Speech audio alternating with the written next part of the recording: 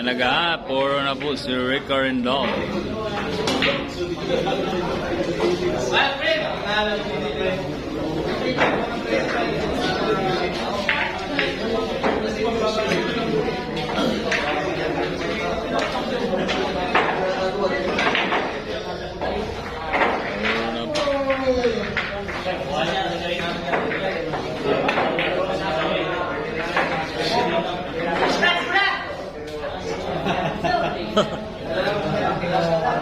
Anong nangyari kay Petroleum Jelly?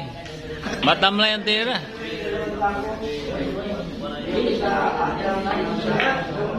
Ayan na po. Tinira na po ni Boy Ogo, ha.